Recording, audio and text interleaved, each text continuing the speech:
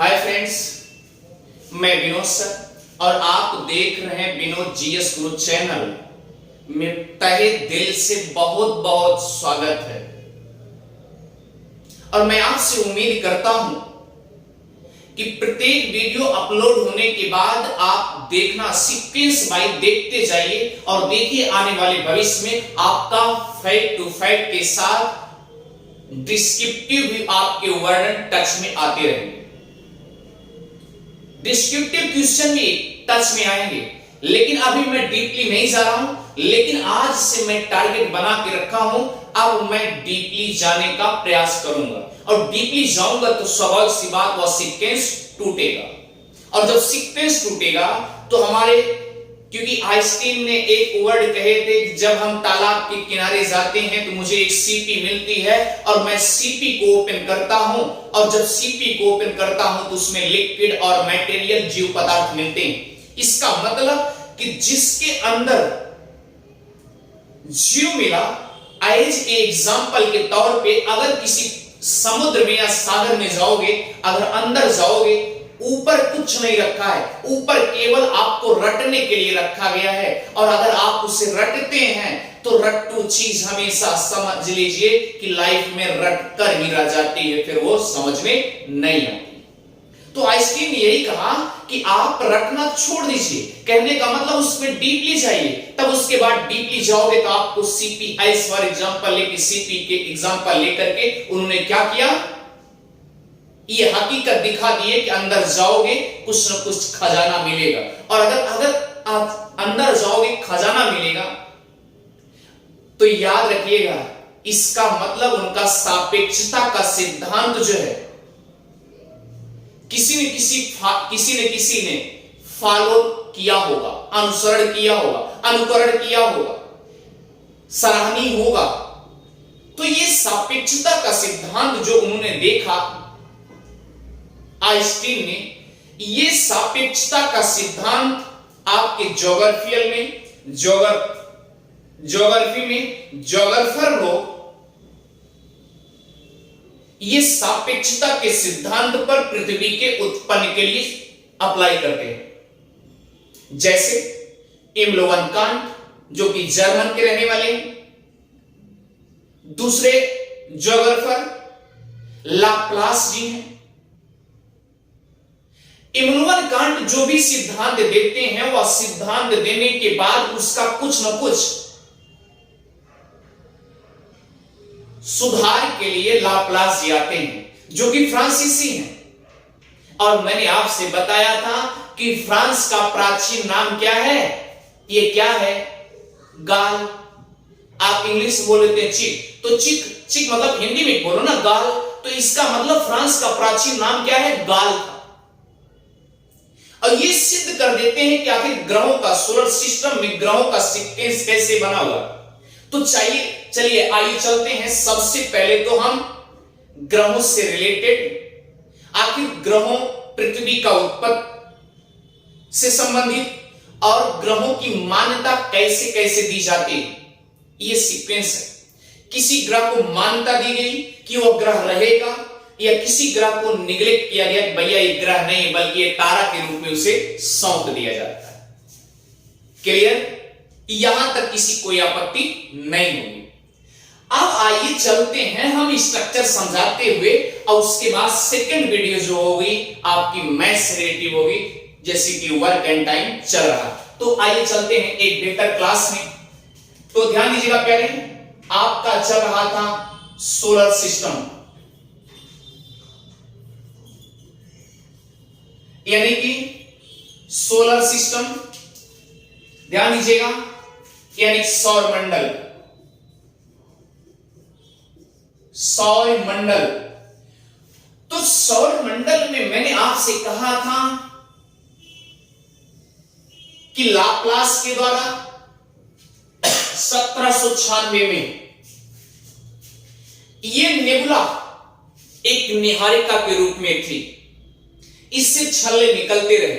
अभी हम पृथ्वी के बारे में बिल्कुल नहीं जा रहे हैं, केवल आप ये देखिए कि जैसे ये सूर्य रिमाइंडर लास्ट में बचता है, तो पहला ग्रह के रूप में क्या हुआ? बुध हुआ, मरकरी हुआ। सेकंड क्या हुआ? वीनस हुआ, अर्थात शुक्र हुआ। क्लियर? अगला क्या हुआ?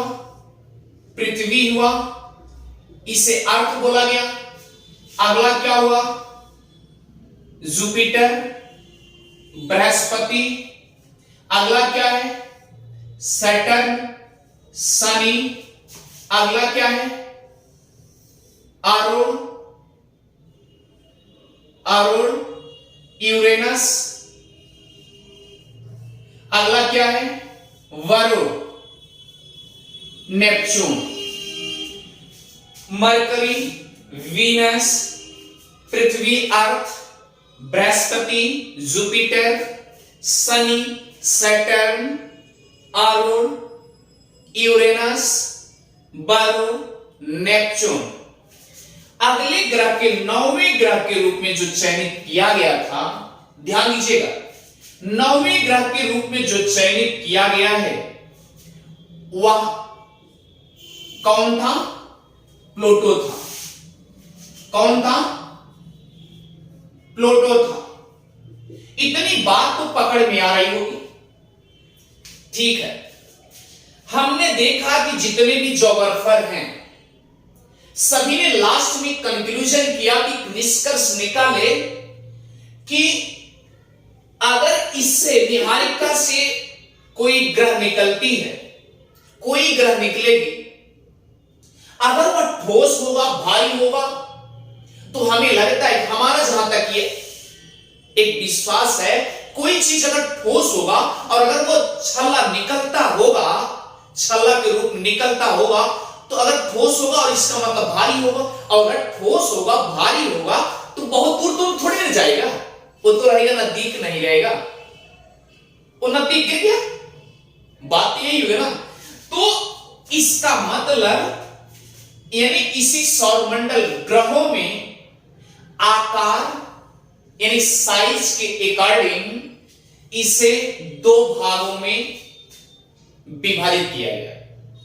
साइज और घनत्व, डेंसिटी, यानी आकार और घनत्व के रूप में इसे दो भागों में पहले तो बांट दिया गया। दो भागों में क्या बात किया गया? यहां से लेकर के 4 ग्रह, ध्यान दीजिएगा, बुध, शुक्र, पृथ्वी और एक ग्रह छूट गया है। ध्यान दीजिएगा, एक ग्रह छूट गया है, तो ये आपकी अर्थ हुई, अर्थात पृथ्वी हुआ, पृथ्वी। और ये क्या हो गया? मंगल। कभी कभी जब क्रम से पूछता है प्यारे, तो ध्यान दीजिएगा इस तरीके से, तो ये 4 ग्रह तक, यहां से लेके यहां तक 4 ग्रह और यहां से लेके यहां तक 4 ग्रह, ध्यान दीजिएगा, इसे विभाजित किया गया, दो भागों में विभाजित किया गया। और दो भागों में विभाजित करने पे क्या कह दिया गया? ये कह दिया गया कि भैया सभी ग्रह तो ये सब बाहर चले जा रहे हैं, ढेर बाहर चले जा रहे हैं, तो इसमें से दो भागों में बांट दिया गया। एक कह दिया कि भैया हमें लगता है इन ग्रहों के, इनके क्या है, सूर्य से और इन ग्रहों के बीच में सभी ग्रह हैं, 4 ग्रह, तो इसको बोल दिया गया इंटरनल, इंटरनल या आंतरिक ग्रह, आंतरिक ग्रह या इंटरनल प्लैनेट। क्लियर हो गया? बोल दिया गया। और इधर ये बाहर रहे तो इसको क्या बोल दिया गया? एक्सटर्नल प्लैनेट, अर्थात बाहरी ग्रह बोल दिया गया। और अगर ये दोनों विभाजित किए गए हैं तो आपके दिमाग में उठना चाहिए कि आखिर किस आधार पे इसको विभाजित किया गया। मैंने बताया कि जो चीज भारी और आकार में, आकार को देख करके और भारी देख करके, वजनाई डेंसिटी देख करके इसको दो भागों में बांटा गया है, इंटरनल प्लैनेट और एक्सटर्नल प्लैनेट। इंटरनल प्लैनेट में, आंतरिक ग्रह में कौन कौन से? मरकरी, वीनस, अर्थ, मार्स, ये आ गए। क्लियर? उसके बाद एक्सटर्नल, बाहरी, जुपिटर, सैटर्न, यूरेनस और नेपच्यून, बृहस्पति, शनि, अरुण और वरुण, इसको क्या कह दिया गया? एक्सटर्नल में डाल दिया गया। अब ध्यान दीजिएगा, पहली कंडीशन ये है, जो जो फैक्ट टू फैक्ट बताते जा रहे हैं, अभी मैं वर्णन नहीं कर रहा हूं, और वर्णन कल से स्टार्ट होगी, वर्णनात्मक भी।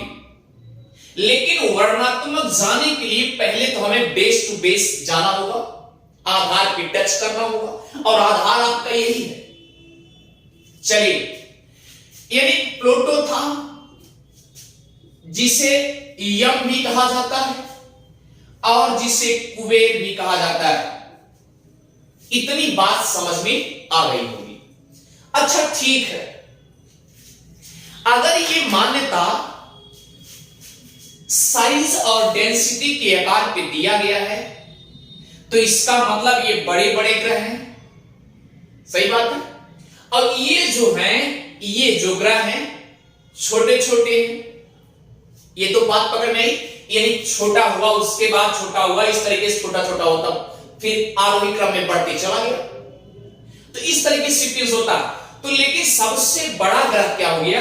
बृहस्पति है, और सबसे छोटा ग्रह बुध है। ये हम आपको आगे की क्लास में बता देंगे। अब ये सवाल इसका नहीं है, ये तो इंटरनल और एक्सटर्नल के बारे में समझ गए, कितने ग्रह को विभाजित किया गया साइज और डेंसिटी के ऊपर। इतनी बात तो पकड़ में आ गई। सवाल इसका नहीं है, सवाल ये है कि ये जो प्लूटो को निष्कासित किया गया, इसके बारे में आज हम विशेष चर्चा करेंगे। क्लियर? सवाल ये था कि ध्यान दीजिएगा, ये बताया गया कि जो ये प्लूटो है 24 अगस्त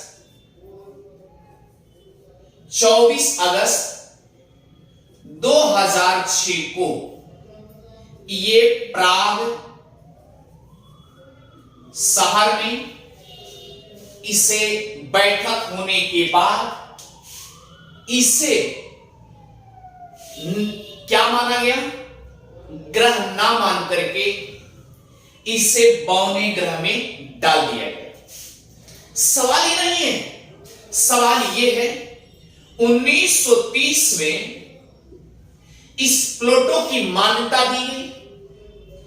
1930 में इस प्लूटो की 9वें ग्रह के रूप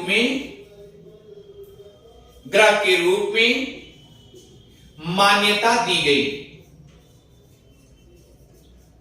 भैया 1930 में अगर इसे ग्रह मान लिया गया, तो कौन सी ऐसी कंडीशन आई होगी जो कि 24 अगस्त 2006 को प्राग शहर में बैठक होने के बाद इसे ग्रह का रूप हटा दिया गया। सवाल 3 कंडीशन।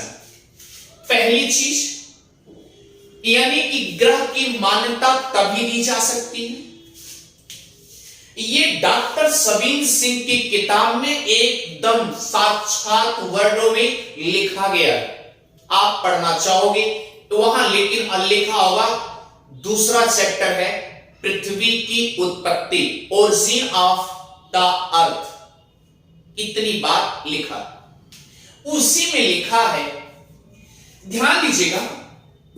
ये कहा गया, जैसे हम आपको एग्जांपल देना चाहें, ये क्या करता था, जैसे जितने ग्रह हैं सबके सब सूर्य की कक्षा में क्या करते हैं? परिक्रमा करते हैं।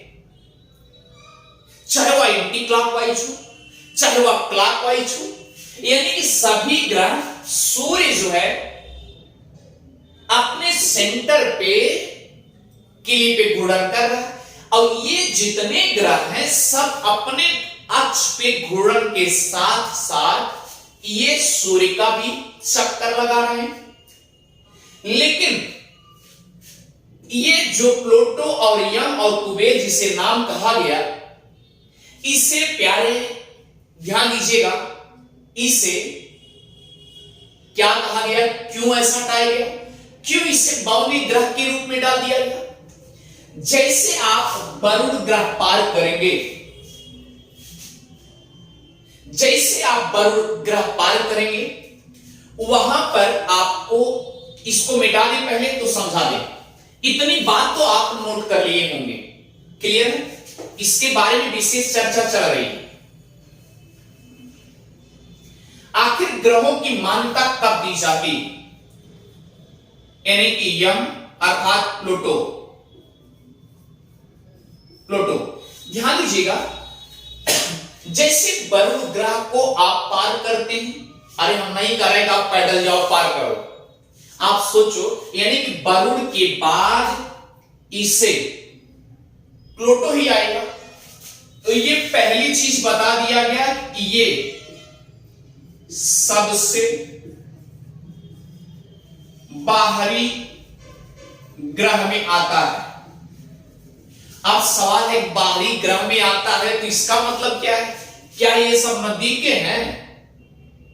क्या ये सब एकदम पास में है?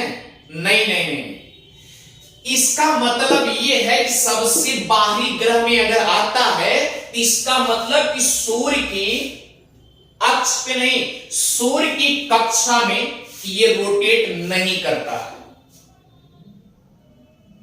अगर किसी ग्रह की मान्यता दी जाएगी तो वह यानी कि सूर्य की कक्ष में, सूर्य की कक्षा में वह ग्रह जो होगा परिवर्तन करे, परिक्रमा करेगा। कहने का मतलब किसी ग्रह की अगर मान्यता दी जाएगी, ये डॉक्टर सबीर सिंह की किताब में लिखा है, किसी ग्रह की अगर मान्यता दी जाएगी तो वह पहली चीज तो सूर्य के कक्ष में परिक्रमा करते हुए मिले। तो ये क्या था? सूर्य की कक्षा में परिवर्तन नहीं करता था। निकालने का उम्मीद देखिए कैसे निकाला गया इसको। पहली चीज, ये सूर्य की कक्षा में रोटेट नहीं करता था। सवाल दूसरा क्या है? पहला कंडीशन हो गया। दूसरा है, कोई भी अगर ग्रह ऐसा हो जो सूर्य की कक्षा में परिक्रमा करते हुए उसके पास गैस का एकदम ठोस होना चाहिए, भारी होना चाहिए, जिससे गुरुत्वाकर्षण के कारण, ग्रेविटी के कारण वह अपने आप में कलेक्टेड हो जाए, उसको गुरुत्वाकर्षण बल के कारण अपने आप में वो ठोस हो जाए। इसका मतलब एक ठोस भी नहीं था। यही तो बात होती है ना, डॉक्टर सबीर सिंह की किताब में लिखा। अब तीसरा क्या है कि तीसरा ये था कि पहली चीज तो किस अपने में तो घूर्णन करता था, लेकिन घूर्णन के साथ साथ, अपने अक्ष पे घूर्णन के साथ साथ ये दूसरे की कक्षा में चला जाता था। तीनों फैक्ट आपके सामने हो गए। पहला कंडीशन क्या था? ये अपने अक्ष पे घूमता था, लेकिन ये घूमते घूमते दूसरे की कक्षा में एंट्री कर जाता था। अब बताइए कि ये क्या हुआ? ये अगर मान लो ये घूर्णन कर रहा है और घूर्णन करते करते किसकी कक्षा में चला गया, वरुण को डिस्टर्ब करने लगा, और जब वरुण को डिस्टर्ब करेगा तो क्या इसको मान्यता दी जाएगी? भाई आज इसको डिस्टर्ब कर रहा है, कल और भी रनिंग करना शुरू किया तो आगे भी बढ़ सकता है ना। एज फॉर एग्जांपल एक उदाहरण के तौर बता रहे हैं, मान लो इनको डिस्टर्ब किया, इनकी कक्षा में आ गया। कभी ऐसा भी हो सकता है कि कोई मंगल ग्रह जैसा टकराया और उसके बाद इधर आ गया, और शुक्र यही हुआ, शुक्र के साथ यही हुआ। शुक्र के साथ क्या हुआ? एक मंगल जैसा ग्रह, चंद्रमा जैसे उपग्रह, चंद्रमा जैसे उपग्रह क्या हुआ? इससे टकराया और ये पश्चिम से पूर्व घूर्णन कर रहा था, पश्चिम से पूर्व घूर्णन कर रहा था। लेकिन जब कोई चीज इस पे, जैसे चंद्रमा जैसे उपग्रह इस पे अगर टकरा जाएंगे तो वो जो इस तरीके से कर रहा है वो ये चीज करेगा, उल्टा हो जाएगा। तो सेम कंडीशन शुक्र के साथ ऐसा हुआ। अब यही सोचिए कि ये जो प्लूटो है ये अपने अक्ष में घूर्णन के साथ साथ दूसरे की कक्षा में एंट्री कर जाता था।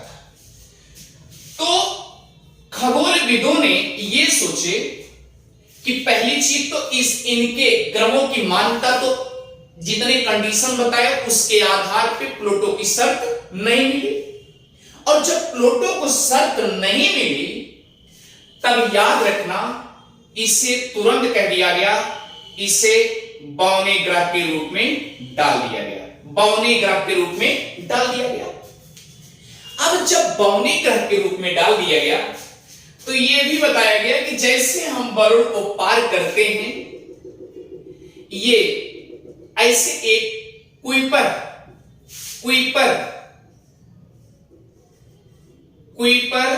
मेखला के रूप में मिलती है, कुइपर मेखला के रूप में मिलता है।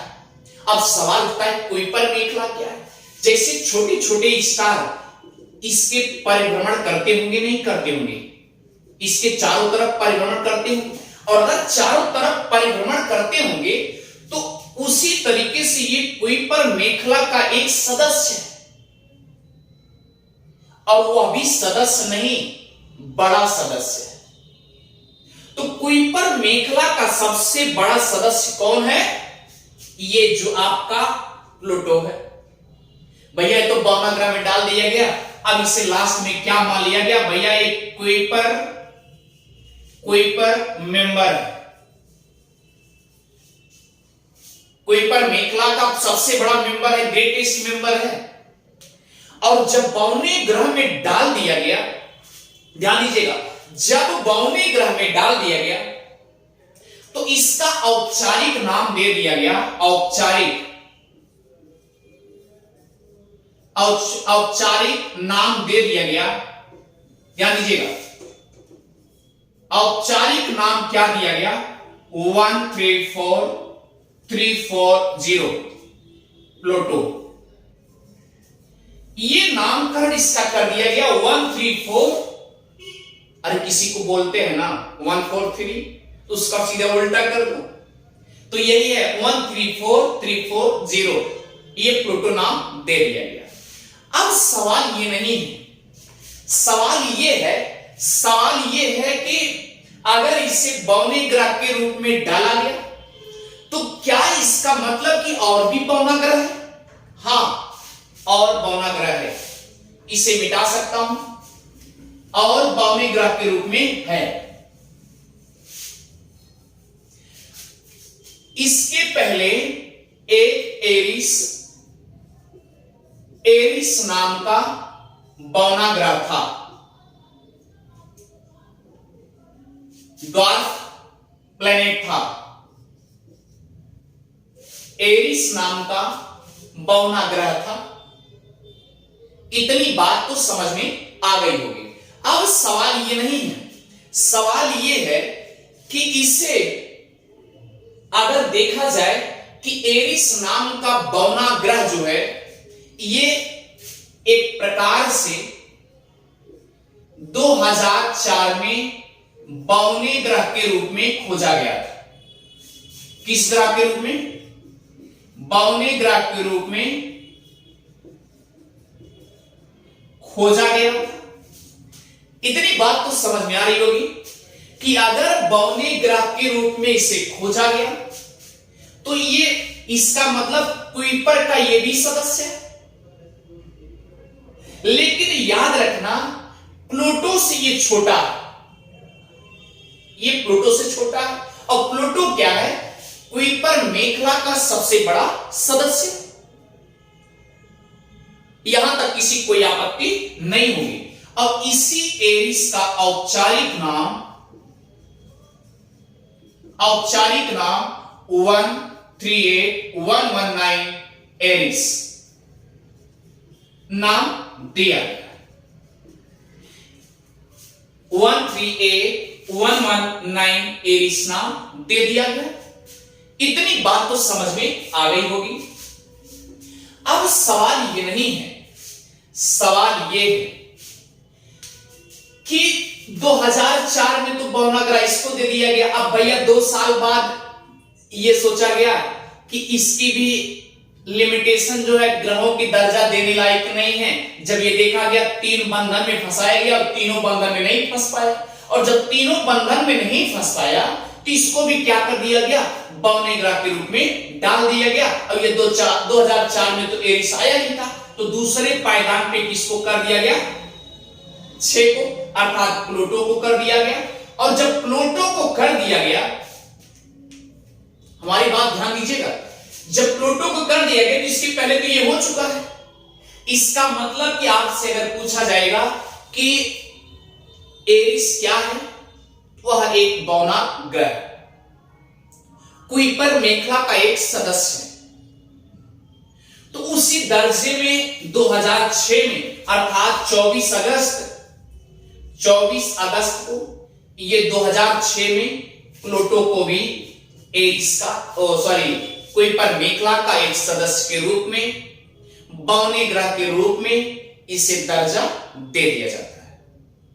इतनी बात तो सबको समझ में आ गई होगी।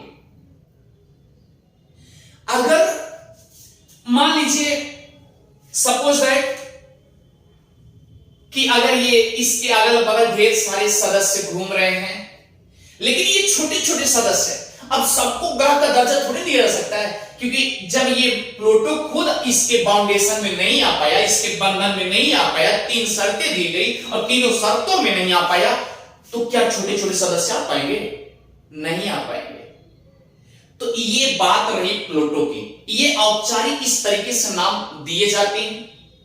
और याद रखना, पहली चीज कि जितने ग्रह हैं, अगर कोई भारी ग्रह होगा तो इसका मतलब वह मेखला टूटी होगी, सीक्वेंस टूटा होगा, लेयर टूटी होगी। इतनी बात तो समझ में आ रही। अगर वो लेयर टूटी होगी, अगर वो भारी है तो उसमें कोई कोई तत्व मिला होगा ना, तो इसका मतलब ये है जो भारी ग्रह है उस पे भारी गैसों के रूप में पाई जाती होगी, और वह क्या है, सिलिकेट अधिक पाया जाता है। सिलिकेट अधिक पाया जाता है। अब हल्की वाले में क्या पाया जाता है? हल्की वाले में हाइड्रोजन, हीलियम, मीथेन, अमोनिया, इस तरीके से गैसें पाई जाती हैं। तो अब ये बात रही गैसों के रूप में। और पृथ्वी की संकल्पना अर्थात पृथ्वी के उत्पत्ति के बारे में इमनुअल कांट ने क्या कहा है, लाप्लास ने क्या कहा है, कास्ते दी बफन ने क्या कहा है, ये सारी कल्पना प्यारे अब हमने ठान लिया है। हिस्ट्री, पॉलिटी, ज्योग्राफी एकदम डीपली जाकर के एक भी क्वेश्चन छूटने ना पाए। क्लियर? अब सवाल ये है, थोड़ी सी बात और याद रखिएगा कि इसे सबसे बाहरी अर्थात प्लूटो ग्रह को सबसे बाहरी ग्रह क्यों दर्जा दिया गया, क्यों माना गया? रीजन ये था कि ये डॉक्टर सबीर सिंह खुले किताबों में लिखे हैं कि पूरे सौरमंडल का टोटल व्यास 1173 करोड़ किलोमीटर है। क्लियर? कितना? 1173 करोड़ किलोमीटर है। तो आप अंदाजा लगा लीजिए, इसका मतलब ये जो प्लूटो रहा होगा 1173 के अंदर नहीं था। अगर इसके अंदर होता तो सूर्य की कक्षा में इसका दर्जा दिया जाता, और 1173 के आउटर में चला गया, इसीलिए इसको दर्जा नहीं दिया गया। ये बात तो सत्य हो गई। चलिए प्यारे, आप ध्यान दीजिए, मैंने आपसे एक एक वादा किया है, एक एक क्वेश्चन आपका छूटने ना पाए। और दूसरी बात यह है कि आपको अच्छे से समझ में आ जाए। और जल्दी जल्दी आप सब्सक्राइब करते रहिए और शेयर भी करते रहिए। विनोद जीएस गुरु चैनल को आप देखिए कितना हम सोचते हैं जल्द जल्द लाइव आने का प्रयास करें, हम भी लाइव आने का प्रयास करें, 2-2 4-4 घंटे मैराथन की क्लास लगातार चलती रहे, आपको भी आनंद आए कि वाकई में fact to fact Vinod sir कितना दे रहे हैं। और इसलिए प्यारे, अगर आपको समझ में आ रहा है तो विनोद जीएस गुरु चैनल को सब्सक्राइब करते रहिए और शेयर करते रहिए। Thank you.